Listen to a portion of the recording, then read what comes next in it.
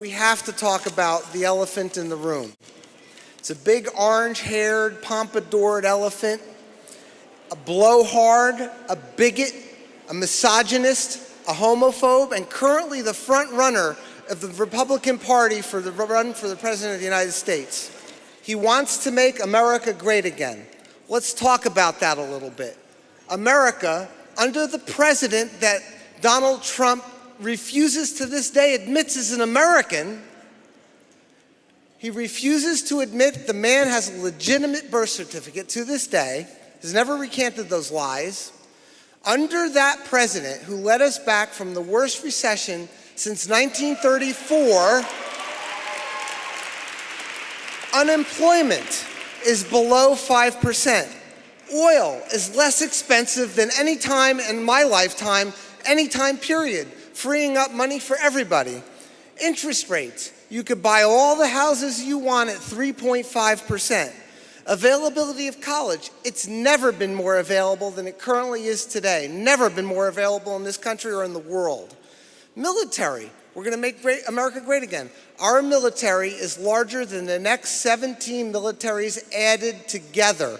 We spend 10 times more on our military than Russia does, 10 times. We have an open voting process. Think about this. Bernie is chasing Hillary for the front runner. He's not a mainstream guy. He's a socialist from New England. He's not a mainstream political guy. And the presence of Donald Trump tells us that people can run for president without putting in decades of work in one of the two major parties.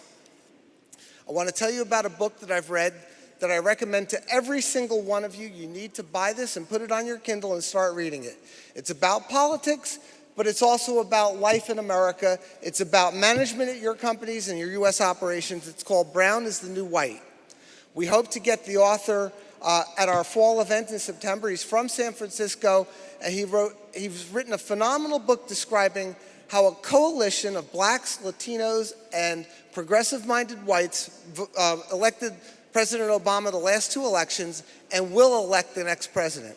That's who's going to elect it. Not chasing swing voters, chasing this new coalition, this group of blacks, Latinos, and progressive-minded whites. But this is to also tell us we have a growing problem that we all need to be concerned about. We have an underclass that we are adding to, not subtracting from. George Halverson, in his comments today during the day, said that 51% of babies born last year were Medicaid babies. 51%. That's not very good, and guess what? They're not all black and Latino. There's a lot of new white people joining the underclass, which is why Donald Trump is so popular. They need somebody to blame from their fall from the middle class, where it used to be available for white people only to bolt Pintos and cars together for really basically unskilled labor and receive middle-class wages. In my hometown in New Jersey, there were factories in Newark, in Linden, and in Edison where anybody could show up, and pretty much anybody white could show up and get a job and make middle-class wages for bolting together bad cars in the 70s. Those jobs are gone. The factories are gone.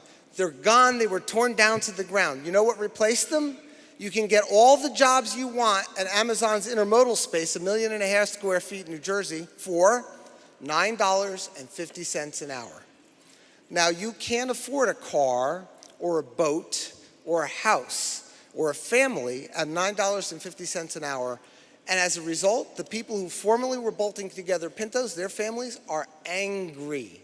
They are angry, they're furious, and the natural result is to build walls along our borders, to throw 11 million people, load them up in boxcars and get them out of our country, to throw out Muslims, to exclude people, to refuse refugees, to do everything that's about un-American as you could possibly think of.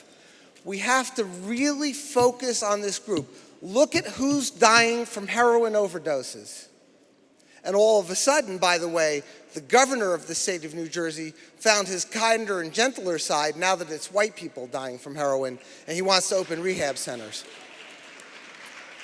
Big blowhard that guy is. We have to think about this because adding to our underclass makes our country more fragile and makes our safety in jeopardy. This is what is not going to make America great again. It's what jeopardizes everything we are and everything we have. So how do we make America greater? What do we have to do? And Reverend Jackson talked about this, so did Dr. Cole. We have to get to simple solutions.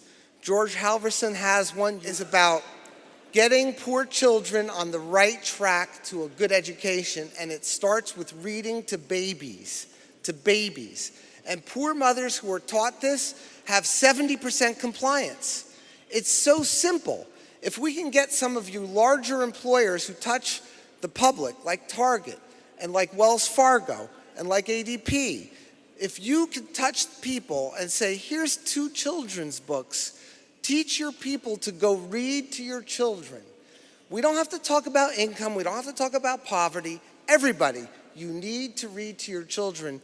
We could raise GDP in this country by doing nothing else but that by several percentage points in less than 10 years. I want you to think about this. That's how you make America great again. You help poor people understand how to develop their babies' minds. That's how you make this country great again.